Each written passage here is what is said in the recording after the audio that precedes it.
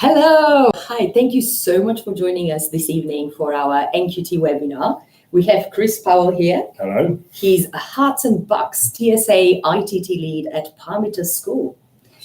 Yeah, and he will be here to talk to you about tips for how to manage and reduce your workload. Feel free to ask us questions as we go along. And our colleague Kaya, who is behind the computer, will read them out at the end of the webinar, and Chris will be here to answer your questions. I'll try my best. Yeah, I'm sure. So Chris, can you introduce yourself and your journey into teaching? Yeah. So I went into teaching about a year after finishing university because I couldn't find the jobs I'd had didn't feel quite right, and I'd always sort of thought about teaching in the back of my mind. My dad had always been a teacher, and that sort of, had there was just something about it that teaching was for me. So I went into teacher training, qualified in 2006. In my time as a teacher, I've been a head of year for about 7 years. Oh, wow. I was an acting head of department. But for the last sort of 5 years, I've had the role of looking after trainee teachers and NQTs, sort of designing their training program for the Herts&Bucks TSA, which is a consortium of quite a large number of secondary and primary schools. But I still teach geography full time from year 7 up to upper 6th. That's amazing. That's great, because you've got a lot of experience and you'll be able to give us brilliant tips on workload. So why is it important to talk about strategies in terms of how to manage one's workload? I think it's very important because in my experience, when talking to NQTs in my school and local schools, one of the biggest problems that they come to me with is workload. Of course. A couple of weeks ago, I had an NQT talk to me and say they get into school at 7 o'clock, they teach a full day, they work over break, over lunch, they go home at 4 o'clock, they work till 7, have half an hour for dinner, and then they start again working, and they'll work through till 12, 1 in the morning, and they're burning out. And we regularly see in the press the rates at which teachers are dropping out because they can't sustain, no one can sustain 80, 90-hour weeks if you're working your weekends and all your evenings. And what I don't suggest that we're talking about now is it's not, when we're talking about reducing workload, it's not about cutting corners or doing a sort of a less good job. I think there might be this slight sort of interpretation that some people might think, oh, well, if you're reducing your workload, you're going to be doing a less good job. And that's not it at all. It's about working smarter, being more efficient, and getting some of your own life back at the same time. So it's win-win. Your students get a more efficient teacher that's delivering the same sort of outstanding practice, but it's taking less of your time, hopefully. Absolutely. I think you hit the nail on the head there, because it is about working smarter rather than spending hours and hours on things. Yeah, Absolutely. exactly. So how do we prioritize our workload? What are your top tips and tricks? Well, there's no tricks. I suppose the golden rule is that you've got to prioritize the things that will have the biggest impact on a child's learning.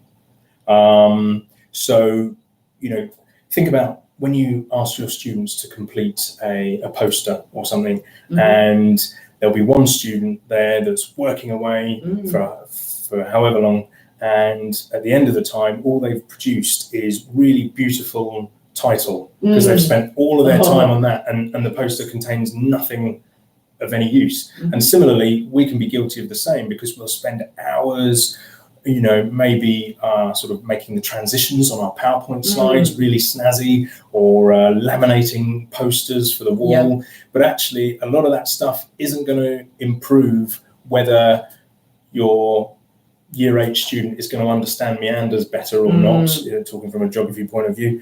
So it's all about prioritizing, is this going to have an impact on students' learning or not? And to sort of steal or borrow Mark Enser's mantra, who I know has written a lot of pieces for the TES, and he's got a book coming out in December, I believe, called Teach Like Nobody's Watching.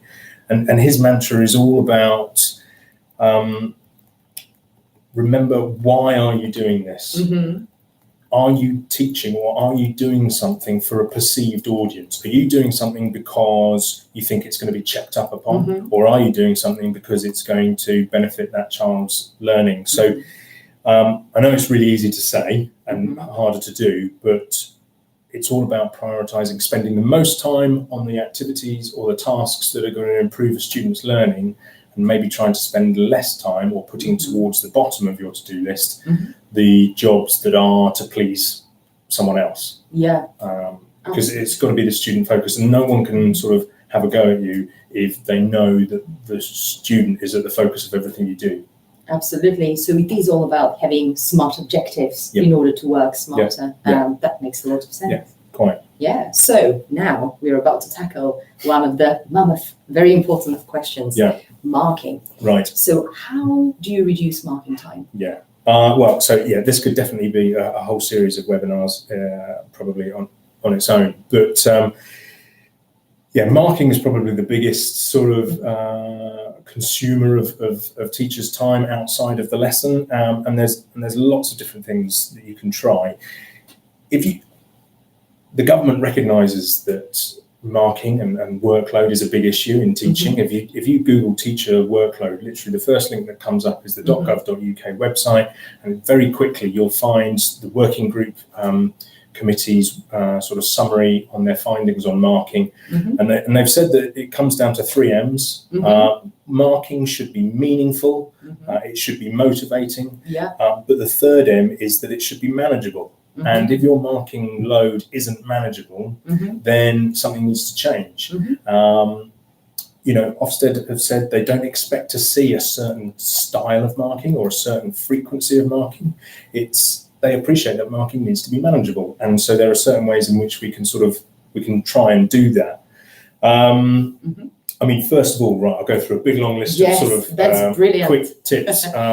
So first of all, when you're setting a homework, not all homework has to be written. You can set a homework like produce a 5-minute presentation that you're going to deliver next lesson. So next lesson, the student delivers their presentation, or a group of students deliver their presentation. They've completed a homework. You've watched it during the lesson. You might want to grade them on how well their presentation went, and you'll set some certain sort of criteria to mark them against. But you've set a homework that didn't involve you having to spend any time outside of school hours marking it.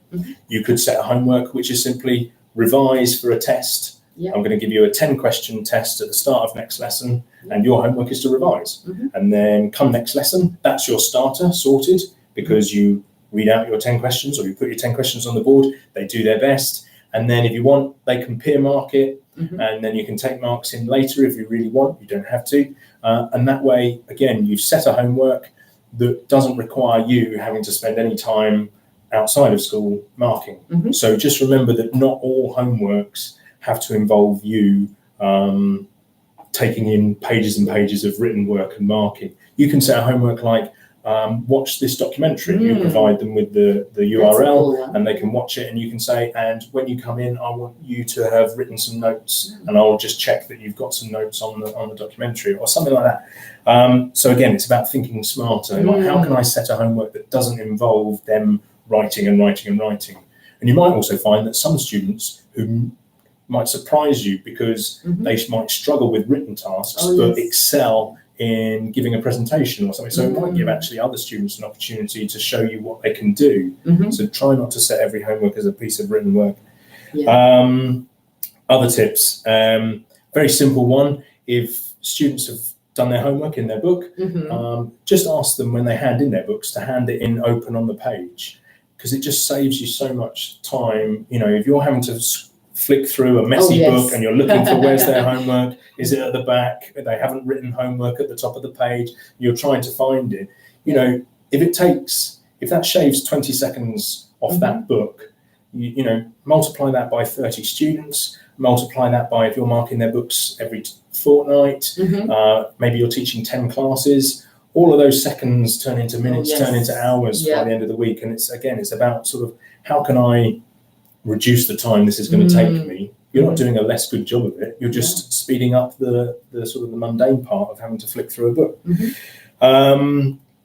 Maybe avoid sort of writing vague or non-specific comments like "well done" or "good" at the bottom of a page. I know we feel like a page won't look like it's been marked if it doesn't have a sort of "good" written at the bottom of it, but it's not really helping the student that much, and it's certainly a bit of a waste of your time writing that on every page of every student's book. What would be far more sort of beneficial is a sort of a method called yellow box marking, or other colours are available. You focus in on one piece of work. You say, right, I'm going to mark that piece of work that we did in class on the 12th of April, and you draw, if you want, you can draw a yellow box around it in highlighter, or even ask the students to highlight that piece of work before they hand it in, and you mark in detail that piece of work, and you give them detailed feedback on that, rather than shallow marking and skimming over lots and lots of work. You've spent some time on one piece of work. That's going to be far more useful to the students than skimming over lots and lots of stuff. Also, you can try something that's called sort of live marking, which is exciting. Which is whereby, it's very straightforward, and many people do it already, whereby once the students have set off on a task, a 15-minute task, you might walk around the room and over the students' shoulders, you might just correct a couple of points or steer them in a different direction if they've got the wrong idea.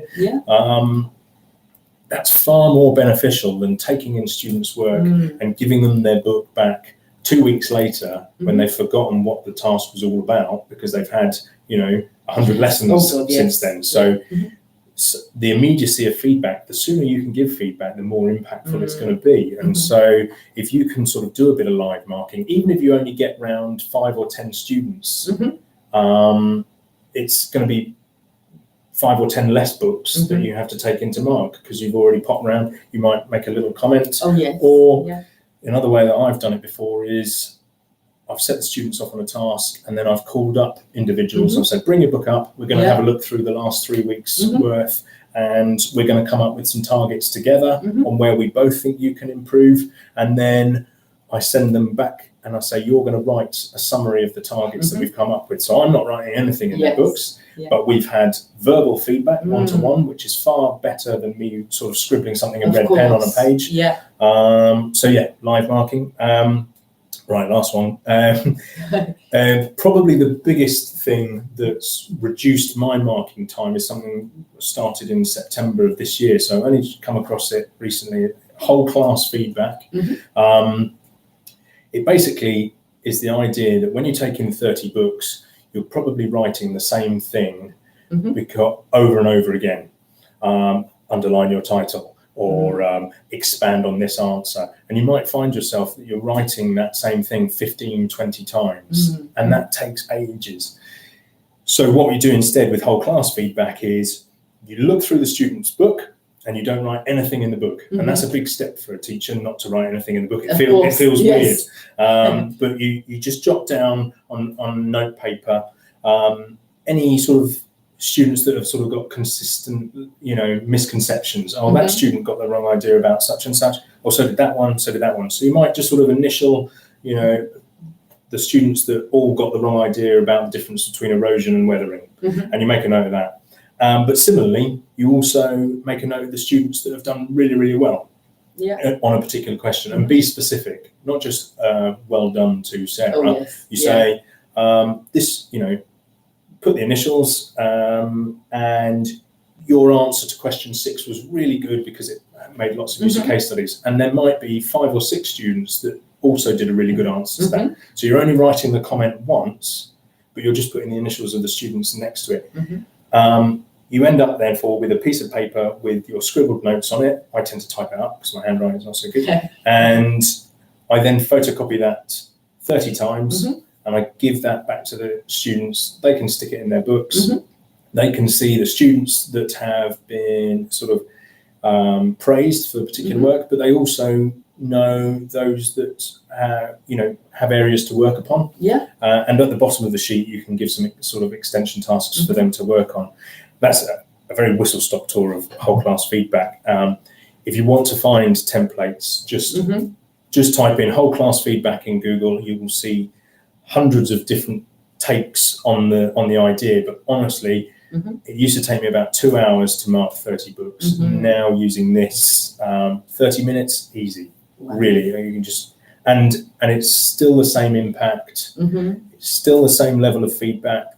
But it shaves an hour and a half off my marking time. Amazing. And that would be the biggest tip. If you can, trial it, see how it goes. If it doesn't work for you, that's fine. But yeah, Google whole class feedback, and you will find out more details about it there. Yeah, brilliant. That's all really helpful. I'm gonna have a glass of water now. Of course, these are all amazing tips, and I think that they encourage student participation as well. Yeah. And that's a great way to learn from your mistakes, really, to be actively engaged and involved in the feedback, because then you really take it properly. Yeah, because when you then give, with the whole class feedback, when you give the students the work back, you then ask them to work on those areas that they got slightly wrong.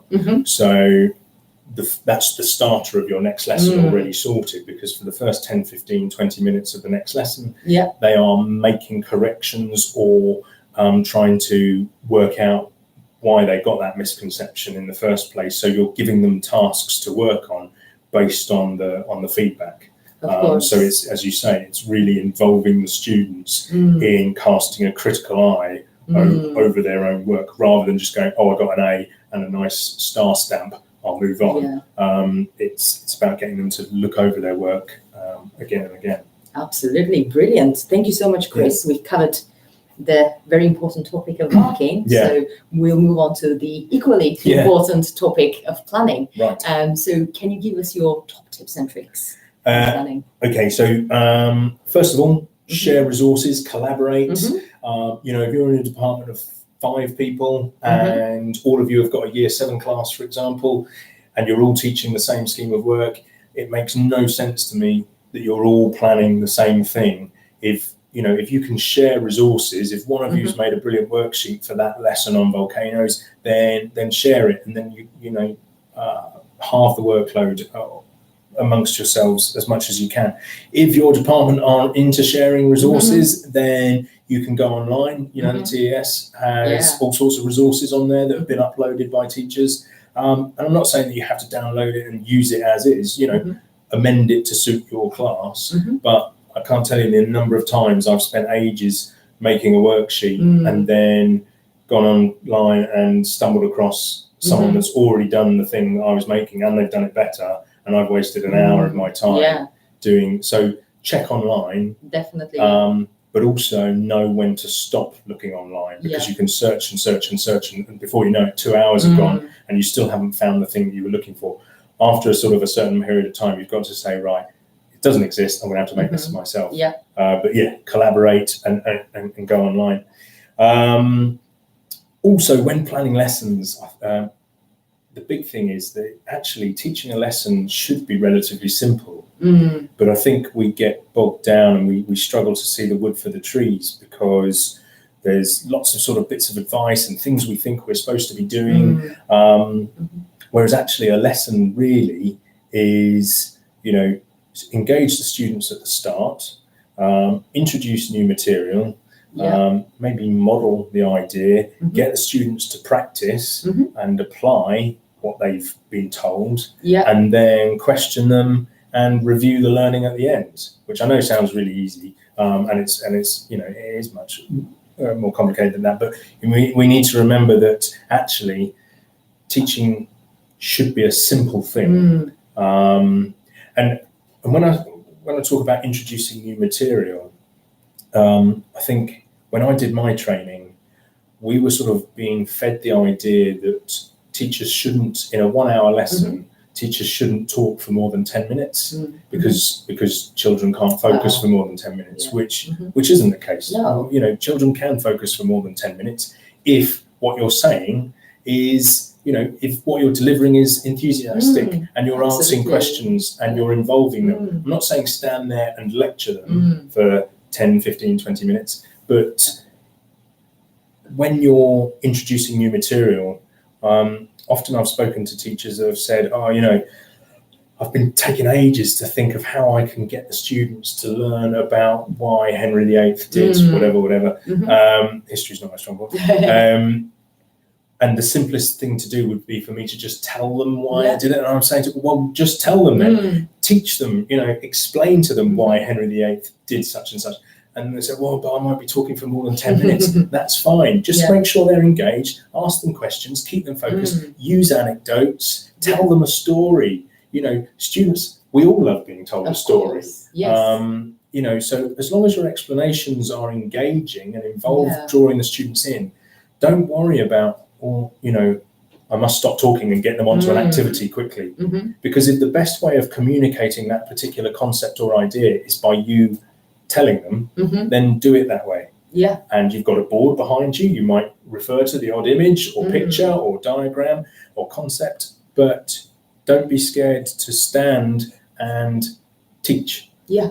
And I think all too often we're thinking, oh, well, no, that's, maybe I should be doing a card sort here or introducing an idea where they're moving around the room and doing a treasure hunt or that sort of thing.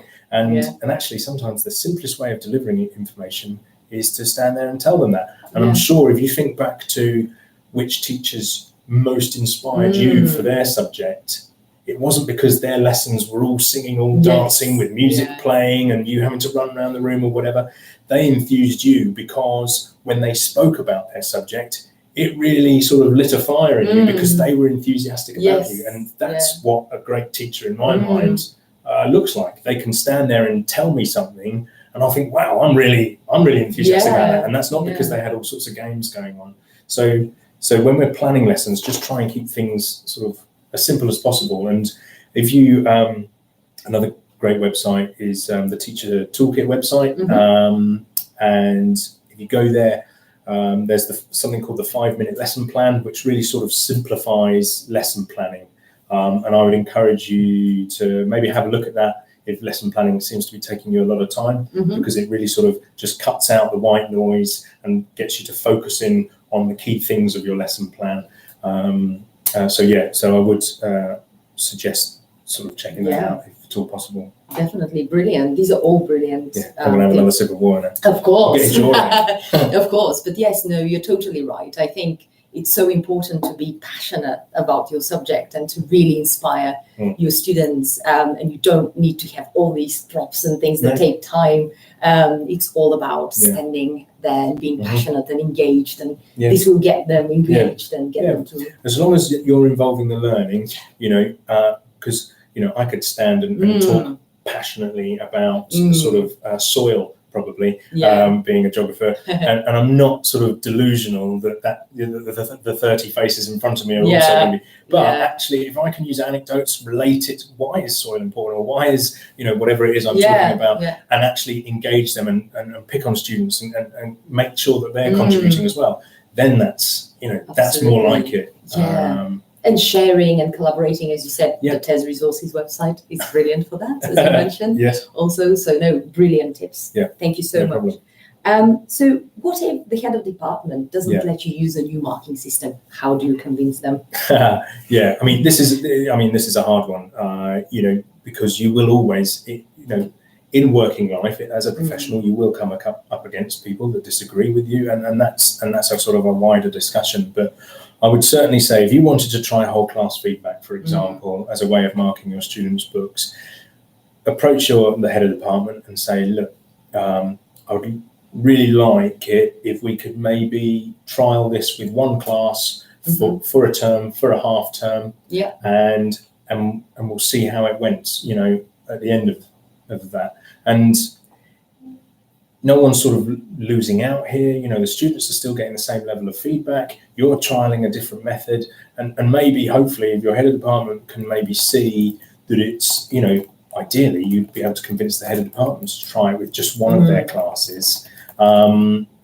if at the end of the term the head of the department says, yeah, you know what, that, you know, shaved some time off my marking and I think it still had the same level of impact, then it's just about sort of bringing your head of department on board. Don't sort of go off and necessarily try all these things in secret. You know, maybe get them on board, because it might be that they've not heard of it and they've been crying out for a way of reducing their marking time as well.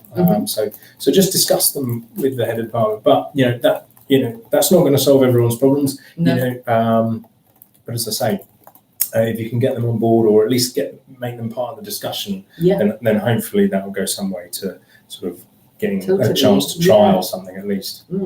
Try to convince them to test and learn, and then if it works, then it's worth trying it out again. And ultimately, if your head of department says that it's just not happening, then, you know, many of the people watching now will be heads of department themselves in not too distant future. And so it's, if you know of these strategies, then you can, if you think they're good, sort of roll them out when you're head of department, even if your head of department doesn't quite let you do them now. Yeah, absolutely. But hopefully you're all working for enlightened head of departments that that are always up for trying new things to reduce people's workload, because it's a big focus from the government and from Ofsted. Workload needs to be looked at, and heads of department should be looking at how they're reducing the workload for their team as well. Brilliant. Yeah, no, absolutely. Totally agree with you on this, Chris. So before we open this to your questions, last one from me. So why should we keep a focus on workload? I think, well, as I alluded to, it's a big focus from the government down. There's been numerous reports published looking at every different aspect of sort of teacher life. And so reducing workload, or at least looking at workload, should be a priority on every SLT's sort of agenda. But ultimately, if we can reduce our own workload by working smarter, we're not talking about cutting corners, as I said at the start, it's about working smarter. Hopefully we can regain some sort of social life or a work-life balance, whereby, you know, because students don't want in front of them a teacher that starts work at 7 and finishes at midnight and then comes in at 7 o'clock the following day, because you're going to be tired. You're not going to be able to relate to the things that, you know, that thing that was on TV last night that all the students are talking about, you missed because you were marking. You're trying to be, you know, one of the teaching standards in the UK when you train to be a teacher is about being an excellent role model. And that should include a teacher that is able to stop work at a certain time, have a family or a social life in the evening, or just some time where they're not working, because you wouldn't want any of your students to finish school at 4 and then go home and do homework until midnight and get very little sleep because they were so stressed. So try to model how you would like your students to be. It's about being a role model. Work is work, and home life is home life, you know. And so if you can at all drag yourself away, don't sort of sync your work emails to your phone, have some cut-off time. Absolutely. You know, it's incredibly important if you can. And there are lots of teachers that finish school at 4 p.m. and don't take marking home or think about school in the evenings, and they are brilliant teachers. And there's a sort of misconception that the longer you work, the better a teacher you will be. That's not the case at all. That's just inefficiencies a lot of the time. Yeah, because if you work smarter, then you wouldn't need to spend that long on certain things, and you'll be able to get your work done a lot more efficiently. And you're totally right. You want to be the person that your students want to aspire to be like. You don't want to be, you know, exhausted and burnt out in the lesson. So absolutely good points. Thank you so much, Chris. No problem. So now we'll open it up to your questions. Hiya. Do we have questions from our audience? We've got some great questions. So one of them is, some ITT providers and placements as a trainee or NQT requires a PowerPoint and a lesson plan to be made for teaching. How to reduce time taken on this? In terms of the sort of the planning and things like that, that is difficult because different training providers have different expectations. What I would say is training providers are also being encouraged to look at reducing workload, because a lot of the stuff can seem sort of burdensome and unnecessary. And I know this doesn't necessarily answer the question, but I can assure you that, for example, we're going to be working with the University of Hertfordshire, trialling and doing some research into how we reduce workload for that. All I would say was, going back to the question, keep the PowerPoint. If your provider insists that you produce a PowerPoint in advance, which I've never heard of before, keep the PowerPoint as plain and as simple as possible. Don't worry about including sort of unnecessary, superfluous graphics or pretty titles or any of that sort of stuff. Keep it white background, black text of the points that you want.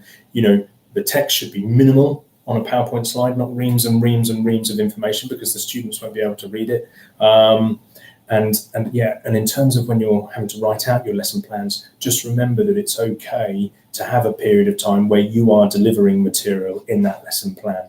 And just try and remember that lesson plans, 2 lesson objectives, and if there's an activity that you're putting into the lesson that doesn't relate to one of those objectives, then cut it out of the lesson.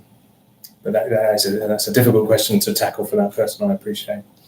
Thank you, Chris. No problem. Great. So another question from NH as well. Do we have to mark work that's been peer or self-assessed? No, is the short answer. No, you shouldn't have to, and no one should expect you to do that. The idea is that you will mark some work, but peer marking is an important learning activity for the students themselves. So no, you shouldn't have to go over stuff that's already been peer marked. You're going to pick something else that you're going to mark, and that's the bit that you're going to mark, and that's fine. Great. Another question. How do we evidence internet-based homework and marking it? How do we evidence internet-based homework and marking it? I'm not entirely sure what is meant by that. Internet. How do we mark internet-based homework? Well, let's wait and see if we come back with further clarification on that. Okay. And how often does yellow box marking have to happen? And I'm going to combine that with another question. Okay. Can yellow box marking be applied in primary teaching? Yes. In fact, I think it was a primary school teacher who I read had come up with that idea, but I'm probably going to be shot to pieces having said that. Yellow box marking is for written work in a book. So if there's primary school students doing that, then yes, it can work, as well as secondary school. And what was the first part of that question? And how often does yellow box marking have to happen? In terms of what Ofsted say they expect to see when it comes to marking is that a teacher is marking in line with their department's policy. So if your school's policy is to mark books every 3 weeks, you need to mark the books every 3 weeks. But different schools have different policies on the frequency of marking, and even different departments within a secondary school will have different frequencies of marking. As long as you're sticking to what your department's policy is, then I don't see why you couldn't do yellow box marking every time, if your head of department was on board with it. Yeah, cool, perfect. Any more questions? Yeah, so we have another one from Lena. I often set homework, such as vocab learning online, but do not find the time to check if it has been done. Right. If I check it, I find the whole following up on pupils that have not done it very time consuming. Yeah. Do you have any tips for that? Well, I suppose in terms of following up on students that haven't done a homework, that is another time-consuming activity in teaching. And you will have your own opinion on this. If a student of mine doesn't do their homework, that's it. They just haven't done their homework. I put a cross next to, or whatever mark next to their name in my mark book. And so be it. I don't then spend the rest of my week trying to chase that student up and say, where's that homework? It wasn't done. It wasn't done. And then the next, in my department, 2 missed homeworks is a sanction of a detention or whatever it is. So it's not necessarily the responsibility of the teacher to then spend more time chasing up that student. because that's time wasted that you could have been putting into planning a great lesson for the 30 students in your class, rather than devoting your time to chasing that one student for that piece of homework. So yeah, in terms of following up work, I'd say you have to cut a limit. If it doesn't turn up on the day that you set it, fine, okay, make a note of that, and the next time you don't do a homework will be the sanction, or whatever your school policy is. I wouldn't say it's the teacher's responsibility to spend time running around chasing things up. But yeah, setting vocab revision and tests like that is great. And there are website tools that you can use whereby the website will mark it for you. And these are all free resources. If you just sort of Google some of them, you can set quizzes online that the students will complete online. It will tell you which students have done it, which haven't, and it will also mark it for them. So yeah, another time-saving device. Yeah, brilliant. Thank you. Any more questions? Yes, we've got one more from Fatima. She's asking if you could please share your top 3 objectives to have as an NQT. Tough one. as an NQT? Yes. Over your entire life. I mean, I'm assuming that's not for a specific lesson, obviously. Yeah. Objectives for an NQT should be to prioritise the things that will make your students learn as effectively as possible. So, as I said earlier, sort of be as student focused as you can in the things that you do. Have time off in the evening. Have a clear, so your second objective is a clear distinction between when you're at work and thinking about work, and when you're at home and you're thinking about your home life and your social life. And third objective, try to have as much fun as possible in your NQT year. It's when you're finally being given responsibility for your own classes, which can be incredibly daunting and can be stressful. But yeah, try to enjoy it as much as possible, because your NQT year is great because it's when you're still learning stuff, and you haven't quite developed your teacher style yet. You're still trialing things. Trial lots of different ways before you become sort of old and grumpy like me and settled in a particular way of teaching. But having said that, as I say, the whole class feedback, I only discovered that this year. So, always discovering and trialing new things. Yeah, definitely. That was a very waffly answer. No, quite it's a straightforward great answer. question. It's a great answer. But yeah, stay curious and definitely. keep learning. Yeah. Brilliant. Any more? Yeah, final one from Clara. What does Ofsted say about phoning home to comment on how students are doing? I find that very time consuming, having to phone home, for example, whenever students get a detention. Yeah. Again, this will depend on what your school's policy is, but Ofsted doesn't make any sort of specific reference to a number of time that you should, or whether you should or shouldn't have responsibility for phoning home necessarily. Most schools, I would suggest, believe that phoning home is for very sort of serious things. You wouldn't want to be bombarding parents with phone calls over relatively minor things like they didn't do a homework. Phoning home should be for very important, serious matters. If it's persistently not doing homework, then you give a phone call home, maybe, or an email. But I certainly wouldn't suggest phoning home for every single piece of missed homework. And if that's a school's policy, then that's, again, something I've never heard of. Not after every missed piece of homework. There's no expectation from Ofsted about number of phone calls or that you should be phoning home at all. If an email is going to be quicker for you, then send an email. But I would only contact home once it becomes a persistent problem, because you should have sanctions in school that are there to deal with missed homeworks or things like that. Absolutely. Yeah. Cool. Thank you so much. No problem. Brilliant. Well, thank you so much. It's been my pleasure. Extremely wonderful. So many really good tips and tricks on managing workload. So wonderful to have you. Thank you for inviting me in.